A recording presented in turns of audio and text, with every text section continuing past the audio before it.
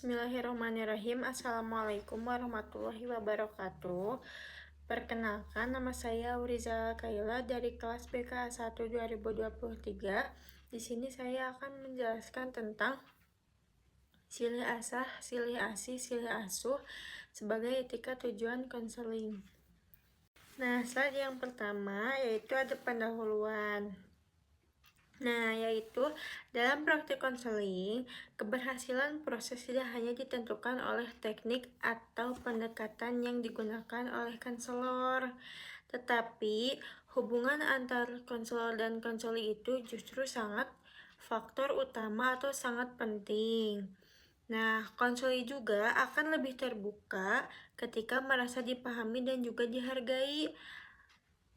Oleh karena itu, nilai silih asih, silih asuh, dan silih asah menjadi dasar penting karena menekankan hubungan yang setara.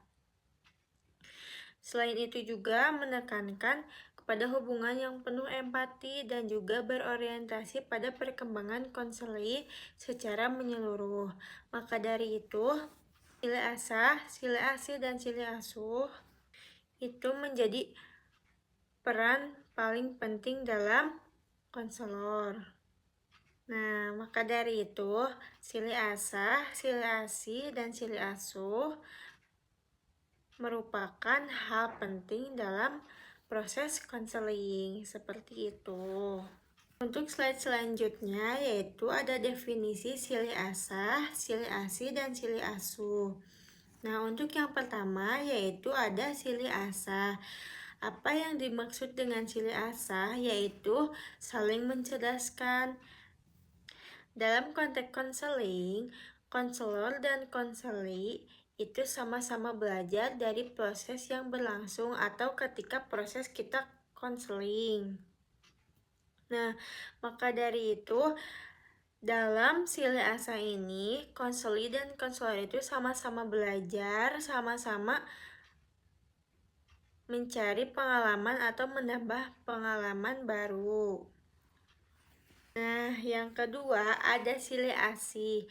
Nah, apa itu silih asih? Silih asih itu berarti saling menyayangi atau belajar menyayangi. Nah, apa yang harus dilakukan konselor? Yang dilakukan konselor itu harus yang bisa dilihatkan oleh konselor yaitu melalui empati. Yang kedua bisa melalui kepedulian kita terhadap kondisi konselor. Nah, yang ketiga juga ada penerimaan tanpa syarat. Jadi kita mendengarkan semua cerita tentang konseli tanpa syarat, tanpa harus menjanjikan sesuatu seperti itu. Nah, yang ketiga juga ada silih asuh. Nah, apa itu yang dimaksud dengan silih asuh? Nah, silih asuh berarti saling membimbing dan saling memelihara. Nah, yang dimaksud dari itu yaitu kita mendampingi konseli agar tumbuh dan berkembang secara optimal. Nah, ketiga konsep ini saling berkaitan karena dapat membentuk dasar hubungan konseli yang sehat dan juga bermakna. Nah, untuk slide yang selanjutnya yaitu ada silih asah dalam proses konseling. Apa maksud silih asah dalam proses konseling itu? Silih asah dalam konseling itu dapat diwujudkan melalui proses dialog reflektif. Konselor juga tidak harus memposisikan diri sebagai pihak yang paling benar, melainkan sebagai fasilitator yang dapat membantu konseli untuk menemukan pemahaman baru atau menemukan jati dirinya sendiri dalam proses konseling. Nah, melalui pertanyaan yang tepat dan refleksi, konseli bisa diajak untuk berpikir, menyadari masalah, serta mengenali potensi dan kekuatan yang ada pada dirinya sendiri. Seperti itu. Nah, ada di slide selanjutnya yaitu ada silih asih dalam proses konseling. Sili asih ini tercermin dalam sikap empati dan penerimaan tanpa syarat dari konselor. Nah, konselor juga hadir sebagai pribadi yang hangat, tulus, dan juga tidak menghakimi. Nah, sikap ini sangat penting agar konseli merasa aman dan nyaman dalam proses konseling. Nah, ketika konseling merasa disayangi dan dihargai, maka ia akan lebih terbuka, lebih luas lagi untuk menceritakan atau lebih luasa lagi untuk mengungkapkan perasaan yang terdalamnya. Nah, hubungan yang penuh kasih ini menjadi dasar terbentuknya kepercayaan yang merupakan kunci utama dalam proses konseling.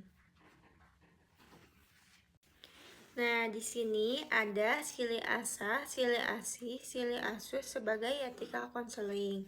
Sebagai etika konseling, ketiga hal ini menempatkan konseling sebagai manusia yang utuh dan bermartabat. Nah, konselor itu dituntut untuk bersikap adil, empatik, dan juga bertanggung jawab dalam setiap proses konseling. Selain itu, konselor juga harus peka terhadap latar belakang, budaya, nilai, dan keyakinan konseli. Dengan demikian, konseli tidak hanya bersifat profesional, tetapi juga menghormati identifikasi dan keunikan konseli. Maka dari itu, konselor harus memahami latar belakang konseli agar kita bisa menyesuaikan apa yang dibutuhkan konseli, apa yang harus disesuaikan dengan budayanya atau kebiasaannya. Jadi kita dapat menemukan jalan tengahnya atau jalan yang mudah untuk dipahami dan diikuti oleh konseli seperti itu. Selanjutnya yaitu ada sili asuh dalam proses konseling. Sili asuh ini berarti membimbing tanpa memaksakan kehendak. Nah, konselor itu jadi tidak melakukan proses konseling secara terpaksa, jadi konselor tidak mengatur atau menentukan jalan hidup konseli, melainkan mendampingi proses pengambilan keputusan dan juga membantu untuk menemukan jati diri konseli.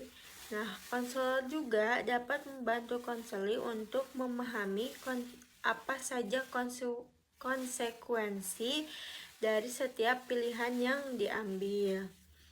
Nah, dengan menerapkan sili asuh, konseli juga dilatih untuk menjadi individu yang lebih mandiri, bertanggung jawab, dan mampu menghadapi tantangan kehidupan secara dewasa.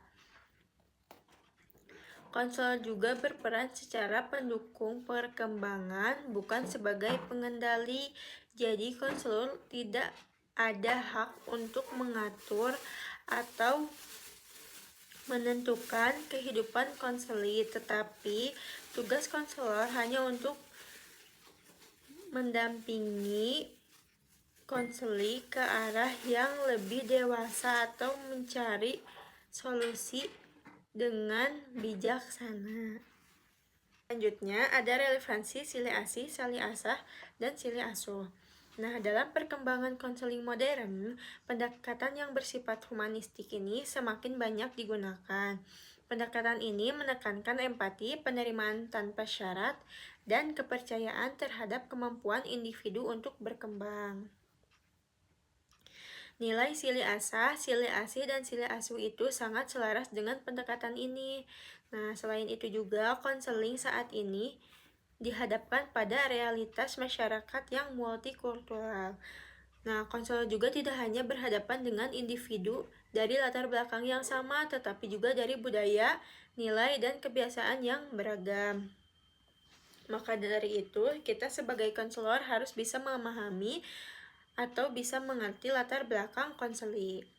Nah, nilai sili asah, sili asih, dan sili asuh itu membantu konselor bersikap lebih terbuka dan menghargai perbedaan. Nah, dan juga tidak memaksakan sudut pandangnya sendiri. Dengan mengintegrasikan kearifan lokal ke dalam praktik konseling, proses bantuan menjadi lebih konseptual dan mudah diterima oleh konseli, khususnya di lingkungan pendidikan dan masyarakat Indonesia. Selanjutnya, ada silih asah, silih asuh, dan silih asih itu sebagai tujuan konseling. Nah, apa maksud dari sebagai tujuan konseling itu? Yaitu sebagai nilai silih asih, silih asuh, dan silih asah itu tidak hanya berfungsi sebagai prinsip pendukung, tetapi menjadi arah akhir dari proses konseling itu sendiri. Nah, silih asah juga sebagai tujuan konseling agar bertujuan konseli berkembang secara kognitif dan memiliki pemahaman diri yang lebih matang. Nah, konseli juga diharapkan mampu untuk mengenali pikiran, perasaan, dan perilakunya sendiri serta memahami hubungan antara ketiganya. Nah, dengan berkembangnya kemampuan berpikir yang reflektif, konseli menjadi lebih sadar akan potensi, kekuatan, dan keterbatasan yang dimilikinya. Lalu ada silih asih. Nah, apa tujuan silih asih itu?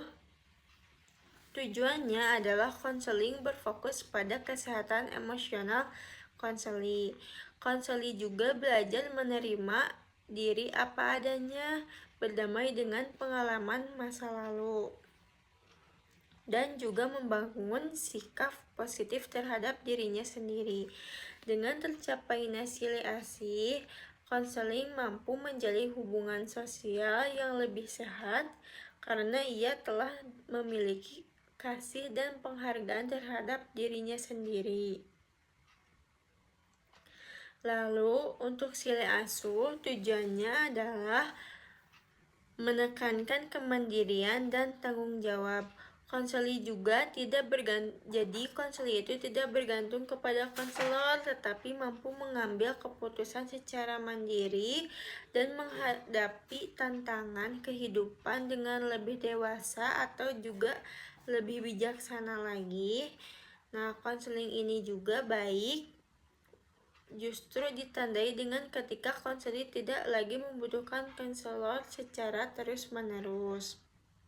Nah, kesimpulannya yaitu dapat ditegaskan bahwa silih asah, silih asih, dan silih asuh bukan hanya warisan budaya Sunda, tetapi juga yaitu sebagai nilai universal yang relevan dalam dunia konseling. Ketiga ini mampu menjadi pedoman etis, cara bersikap sekaligus tujuan akhir dalam proses konseling. Dengan menerapkan silih asah, konselor membantu konseli menjadi individu yang lebih sadar dan cerdas secara kognitif. Dengan silih asih, konseling menjadi ruang yang aman dan penuh rasa empati. Dengan silih asuh, konseli juga dapat didampingi untuk tumbuh menjadi lebih pribadi yang lebih mandiri dan bertanggung jawab atau juga bijaksana. Oleh karena itu, integrasi nilai budaya lokal dalam konseling tidak mengurangi profesionalitas, justru memperkaya praktik konseling agar lebih manusiawi dan bermakna. Nah, sebagai penutup, dapat disimpulkan juga bahwa proses konseling yang ideal bukan hanya berorientasi pada penyesalan masalah, tetapi juga pada pertumbuhan pribadi konseling. Nilai silih asih, silih asah, dan silih asuh juga memberikan arah yang jelas tentang bagaimana hubungan konseling seharusnya dibangun. Melalui nilai-nilai ini, konseli tidak hanya berperan sebagai ahli, tetapi juga sebagai sesama manusia yang hadir untuk mendampingi, memahami, dan juga menumbuhkan. Dengan demikian, konseling menjadi proses yang lebih bermakna, beretika, dan berakar pada kearifan lokal. Mungkin sekian dari saya. Terima kasih atas perhatian yang telah diberikan. Semoga pemaparan ini dapat memberikan pemahaman dan inspirasi menerapkan nilai sila asa, sila asih, dan sila asuh dalam praktik konseling. Terima kasih atas waktunya. Wassalamualaikum warahmatullahi wabarakatuh.